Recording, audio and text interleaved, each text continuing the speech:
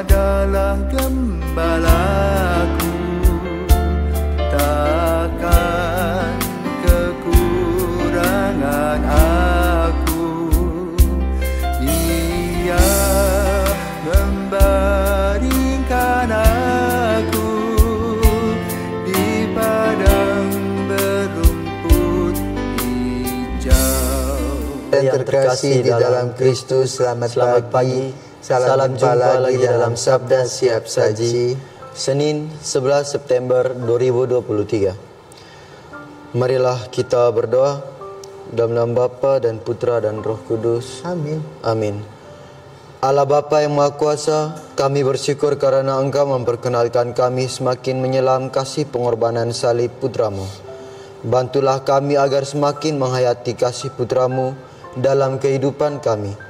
Sebab Dialah Tuhan pengantara kami yang hidup dengan Dikau dalam persatuan Roh Kudus, hidup dan berkuasa Allah sepanjang segala masa. Amin. Tuhan bersamamu dan bersama rohmu. Inilah Injil Yesus Kristus menurut Lukas. Dimuliakanlah Tuhan. Lukas bab 6 ayat 6 sampai 11. Pada suatu hari Sabat, Yesus masuk ke rumah ibadat lalu mengajar. Di situ ada seorang yang mati tangan kanannya. Ahli-ahli Taurat dan orang-orang Farisi mengamat-amati Yesus kalau ia menyembuhkan orang pada hari Sabat agar mereka mendapat alasan untuk menyalahkan Dia. Tetapi Yesus mengetahui pikiran mereka. Ia berkata kepada orang yang mati tangan kanannya, "Bangunlah dan berdirilah di tengah." Maka bangunlah orang itu dan berdiri di tengah.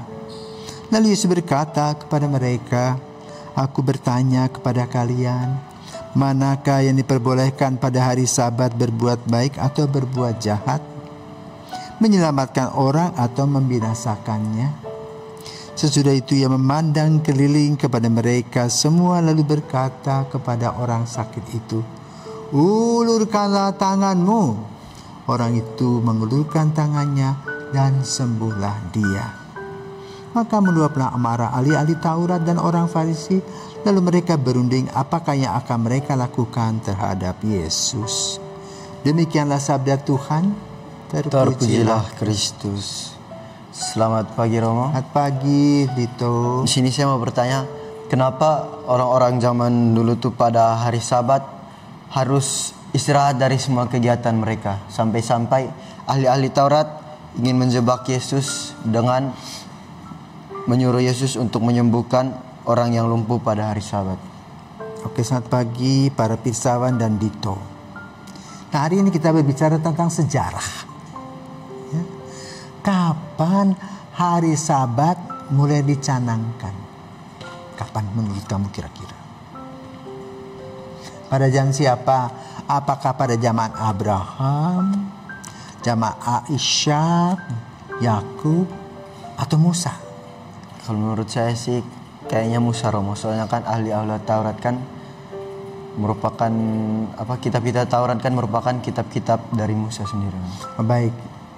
Jadi sejarah ya. Abraham belum, Ishak belum, Yakub belum. Ya. Baru Musa. Jadi berapa ratus tahun sesudah mereka. Ya.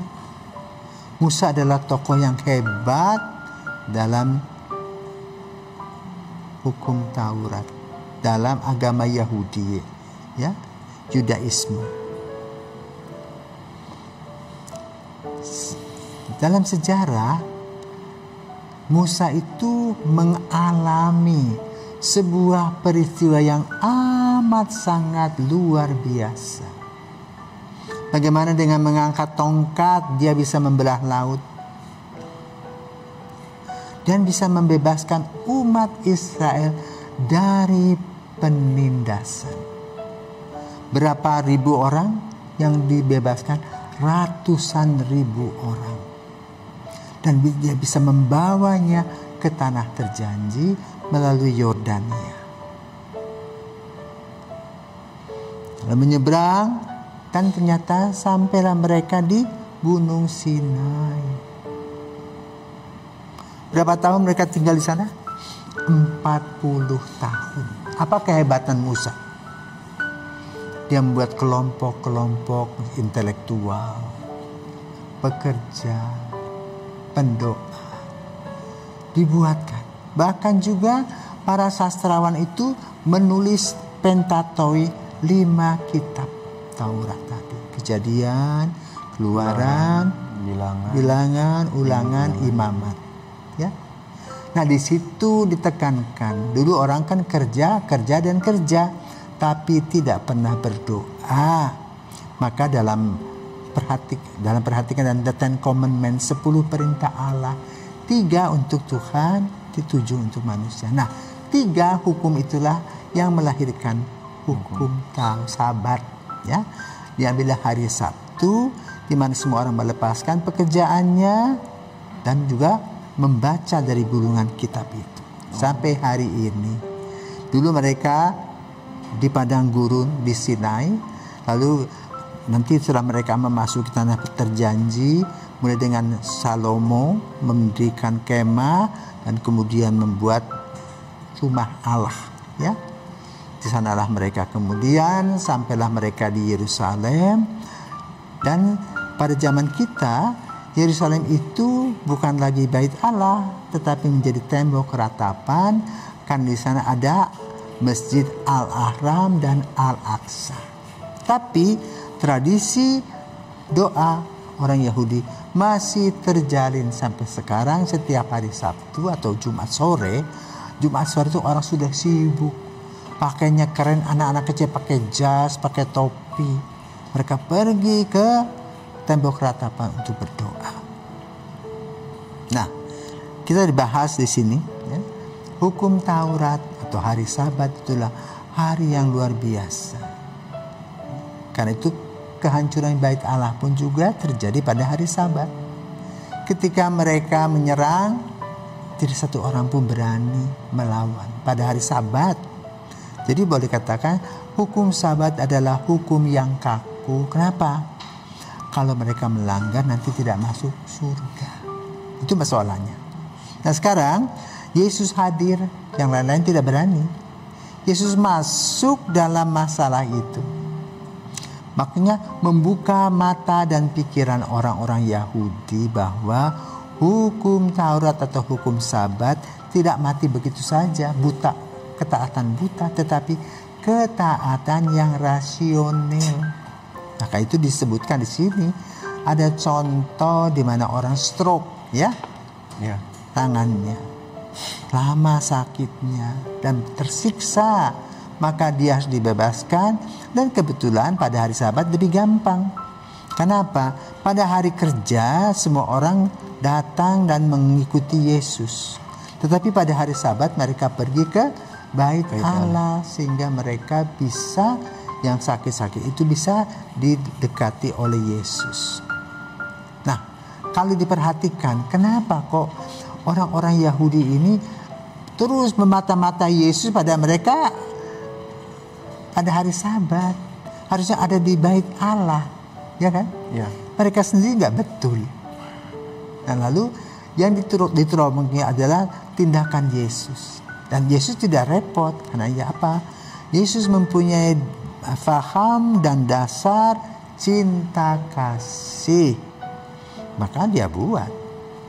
Karena itu apa yang kita pelajari dari peristiwa ini?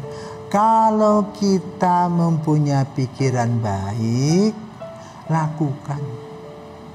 Tidak usah jatuh pada hukum. Misalnya contoh ya, kamu hari Minggu adalah hari Tuhan, sakit ya sudah ke rumah sakit, ya. Daripada di gereja merintih tidak ada jalan keluar.